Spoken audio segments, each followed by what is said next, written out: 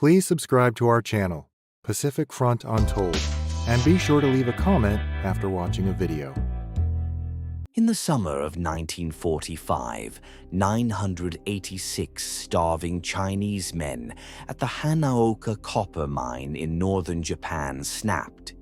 They had been beaten daily, fed less than prisoners of war, and watched their friends die of dysentery and exhaustion. On the night of the 30th of June, armed with stolen pickaxes and rocks, they killed 8 Japanese overseers.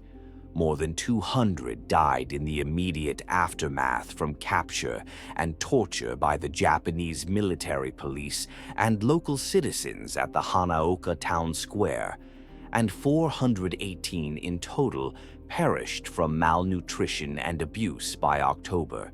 The company that ran the mine, Kojima Corporation, is still one of Japan's largest construction firms, with projects such as large-scale infrastructure, urban development, and international projects.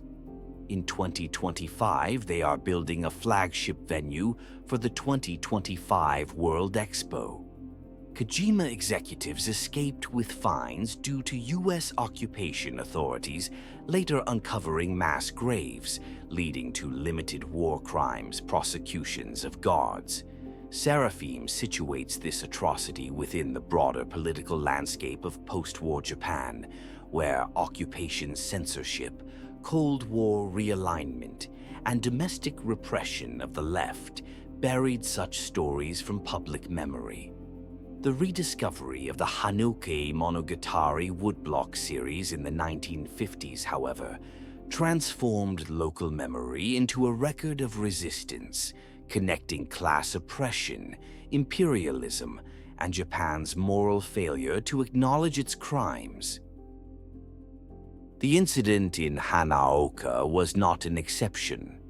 The forced labor of Chinese civilians under Imperial Japan represents one of the most shocking yet lesser-known atrocities of the Asia-Pacific War. Between 1943 and 1945, nearly 39,000 Chinese men were abducted from occupied North China and transported to Japan to compensate for wartime labor shortages. The system, documented in Japan's post-war Foreign Ministry report, reveals an industrialized network of exploitation and state corporate complicity that blurred the line between war labor and slavery. William Underwood's Chinese Forced Labor, the Japanese Government and the Prospects for Redress, offers an extensive account of this system structure and Japan's post-war evasion of responsibility. Beginning in 1945, 39,935 men were brought to 135 work sites across Japan, where over 6,800 died, a death rate of 17.5%. Many were abducted during laborer hunting raids, tortured, and shipped under inhumane conditions. Once in Japan, they worked long hours in mines and docks, under starvation-level rations, constant beatings, and no pay. The Japanese government's Foreign Ministry report, compiled in 1946, detailed these conditions, but was later suppressed to prevent reparations claims. Underwood shows how successive administrations deliberately concealed evidence, manipulated data, and blocked citizen groups seeking the reparation of Chinese remains. Timothy Webster's Sisyphus in a Coal Mine explores how these historical injustices resurfaced through modern legal struggles. Drawing parallels with Holocaust litigation, Webster documents the lawsuits filed by former Chinese slave laborers in Japanese courts beginning in the late 1990s.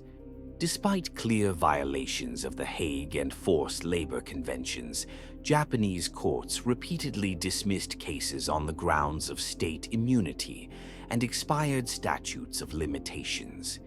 Yet, isolated victories such as the Fukuoka District Court's 2002 ruling against Mitsui Mining and the Hiroshima High Court's 2004 decision against Nishimatsu Construction show a gradual acknowledgement of Japan's wartime labor system as an outrage against humanity. Webster argues for a comprehensive reparations framework akin to Germany's post-Holocaust settlements to ensure equitable compensation beyond gradual litigation. Japanese textbooks mention wartime laborers in a single vague sentence, if at all. The rest of the world had forgotten about the wartime laborers, and politicians in Tokyo continue to visit Yasukuni Shrine, where the architects of the man-hunting policy are honored as gods. The mass graves at Hanaoka have a small, out-of-the-way memorial that almost no Japanese visitor can find. Kojima, Mitsui, and Mitsubishi still remain among the world's largest corporations.